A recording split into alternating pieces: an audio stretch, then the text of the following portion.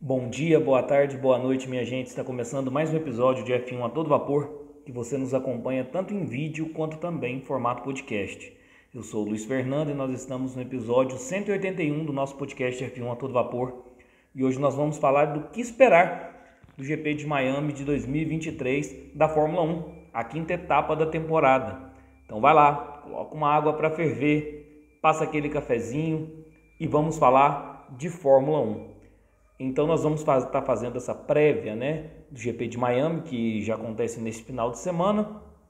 E pela segunda vez na história da Fórmula 1, teremos aí uma corrida em Miami, e dessa vez a quinta etapa da temporada. A Liberty, que detém os direitos da Fórmula 1, é uma empresa americana e cada vez mais vem dando ênfase aí na realização nos GPs nos Estados Unidos, divulgação, ampliação da marca Fórmula 1 nos Estados Unidos. E que vem dando certo do ponto de vista pelo menos dos recordes de público, do dinheiro, do retorno financeiro, da divulgação da marca, tem dado muito certo, não tanto em relação às corridas, que geralmente não estão sendo corridas muito satisfatórias, mas o americano sabe fazer evento, o americano sabe fazer o espetáculo, e aí talvez compense aí essas corridas ruins. Mas então a Liberty vem fazendo de tudo aí para dar essa ênfase nos GPs dos Estados Unidos. Tanto é que esse ano nós teremos aí 3 GPs nos Estados Unidos. O de Austin, que já é tradicional, De Las Vegas, estreia esse ano, ao final da temporada, um dos últimos GPs da temporada. E também agora essa quinta etapa, que é o GP de Miami. E desde já a gente tem que criticar um pouquinho essa logística aí do calendário da Fórmula 1. Acabamos de ter aí o GP do Azerbaijão, E agora a gente atravessa o continente para o GP de Miami, ou seja, atravessa todo o continente para ir para a América do Norte para a realização do GP de Miami. Isso aí desgasta muitos funcionários, os engenheiros, os mecânicos, que tem muito pouco tempo de descanso, até porque o GP do Azerbaijão foi marcado por um novo formato de corrida sprint. Então nós tivemos aí uma classificação na sexta, classificação no sábado, corrida sprint, corrida principal e muito pouco tempo de descanso para os funcionários, para os mecânicos, para os engenheiros, e já tem que deslocar, atravessar o continente para se realizar aí o GP de Miami desse final de semana. Então sobrecarrega muito os funcionários e para a gente ver aí que a Fórmula 1 está com... Não tem muito essa questão logística aí do seu calendário, E os pilotos nem tanto, porque os pilotos geralmente chegam na quinta-feira para a coletiva de imprensa, alguns na quarta, então eles têm maior tempo de descanso, mas os funcionários realmente não dá muito tempo, já tem que estar viajando, porque terça-feira tem que estar montado lá o paddock da Fórmula 1. Mais falado aí essa crítica sobre a logística do calendário da Fórmula 1, o Autódromo Internacional de Miami é um circuito aí com apenas 2 anos de existência, situado no complexo Hard Rock Stadium, em Miami Gardens, lar da famosa franquia do Miami Dolphins, da NFL.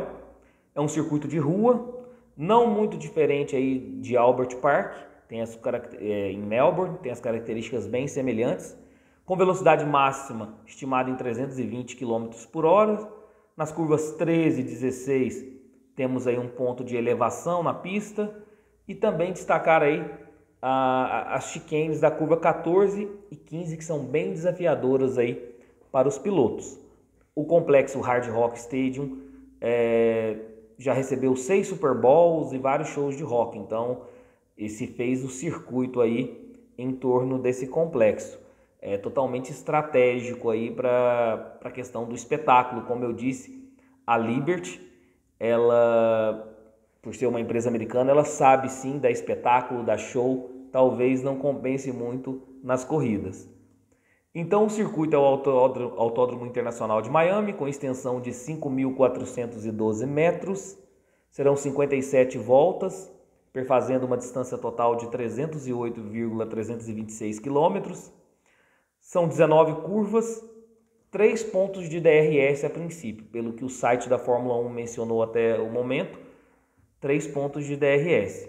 E a volta mais rápida, recorde do ano passado, o ano de estreia, Max Verstappen com o tempo de 1:31.361. Vamos falar um pouquinho aí da corrida do ano passado, que foi marcada aí como a primeira corrida da história de Miami. Uma corrida muito chata, na minha opinião. Eu até votei nela como a pior corrida da temporada, na minha opinião. E nós tivemos uma pole do Charles Leclerc com um tempo de 1:28.796 e uma vitória do Max Verstappen, seguido aí do Charles Leclerc em segundo lugar. Em terceiro lugar, fechando o pódio, Carlos Sainz. Mas foi uma corrida muito monótona. Mas tivemos um espetáculo à parte dado pelos americanos aí na realização do GP. Presença de inúmeros famosos, celebridades como James Corden, Michelle Obama, Tony Parker, will.i.am, David Beckham, Michael Jordan presente, Ashley Kutcher, DJ Khaled, Pharrell Williams, Dwayne Wade. Então nós tivemos muitas celebridades. Tivemos também uma linda homenagem aos 40 anos da morte do piloto Gilles Villeneuve, com o carro dele sendo pilotado pelo Charles Leclerc. Então, do ponto de vista do espetáculo, foi realmente interessantíssimo, mas a corrida foi bem ruim, na minha opinião. E se você quer a análise completa dessa primeira corrida em Miami, é o episódio 67 do nosso podcast F1 a Todo Vapor. Se você estiver nos acompanhando no YouTube, vai lá no episódio 67. E se você estiver nas plataformas também de podcast, dá um clique lá que você vê toda a análise completa aí do que foi essa primeira corrida de Miami do ano passado. E o que esperar para essa corrida desse final de semana? Na verdade, eu não tenho tanta expectativa do ponto de vista da corrida.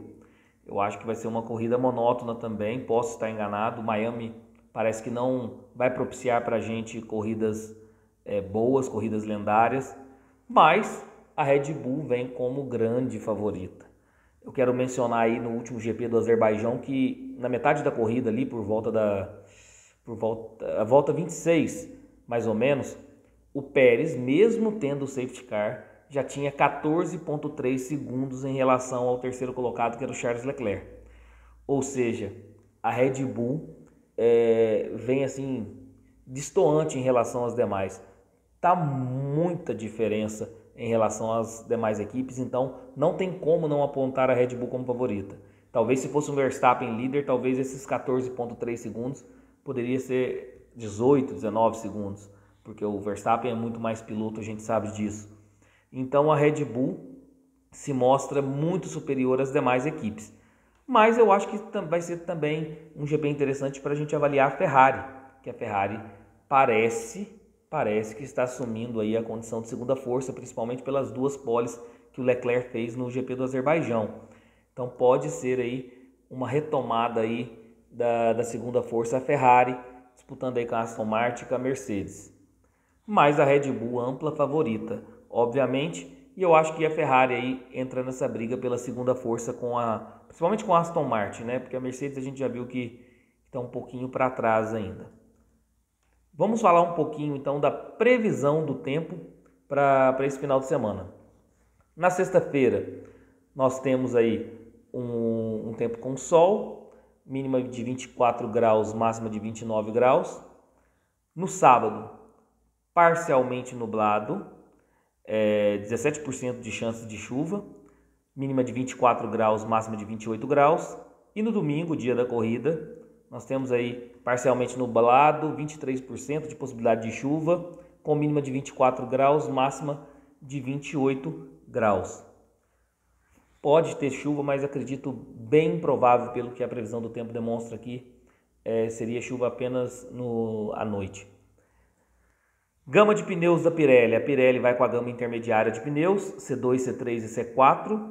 Então eu acredito que nesse GP vai ser uma parada, tal qual foi ano passado. Ano passado a Pirelli lançou até uma estratégia de 2 paradas, mas acabou que uma parada só foi determinante aí como a melhor estratégia. Então eu vou apostar aí na estratégia do ano passado. Uma parada será a estratégia mais interessante para esse GP. Mas então a Pirelli vai com C2, C3 e C4 a gama intermediária de pneus.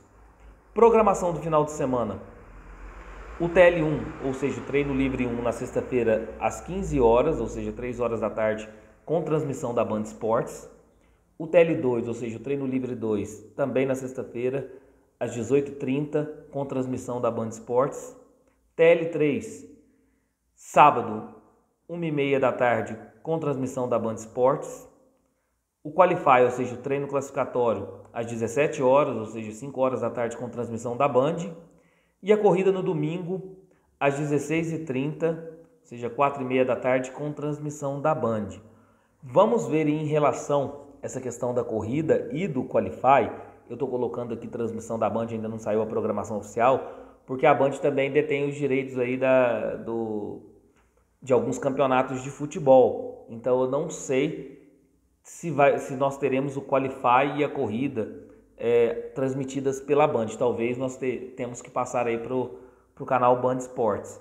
Mas eu sigo aí com o que é o protocolo da Band, Qualify e corrida. Então esse final de semana é um final de semana sem corrida sprint, é um final de semana tradicional com Qualify no sábado às 17 horas e a corrida no domingo às 16h30, ou seja, às 4h30 da tarde. Por fim, os meus palpites aí para o final de semana. Eu vou apostar dessa vez numa pole position do Charles Leclerc. Estou botando confiança aí no piloto da Ferrari. Acho que a Ferrari vem para brigar para ser a segunda força. E em ritmo de classificação, tanto o ano passado quanto esse último GP, se mostrou muito superior. Então eu vou votar aí no pole position do Charles Leclerc. Uma vitória do Max Verstappen, que vai vir babando aí depois de ter perdido esse último GP para o Sérgio Pérez. Em segundo lugar, Sérgio Pérez. Uma dobradinha da Red Bull mais uma vez, como uma equipe muito superior em ritmo de corrida. Em terceiro lugar, aí eu vou apostar no Leclerc novamente. Tinha apostado no último GP e dei sorte, acertei o terceiro lugar dele. Então vou apostar mais uma vez no pódio do Leclerc aí como terceiro lugar. Volta mais rápida, Max Verstappen. Mas digam vocês aí na caixa de comentários, quais as apostas de vocês para o GP desse final de semana em Miami, tá bom? Pessoal, esse foi o vídeo de hoje, espero que tenham gostado. Deixe o like no vídeo, se inscreva no canal, ative o sininho para receber todas as notificações de vídeos novos. Se você estiver nos acompanhando via podcast, avalie o nosso conteúdo, isso é sempre importante e fortalece muito o nosso projeto, tá bom? Um abração a todos e fiquem com Deus.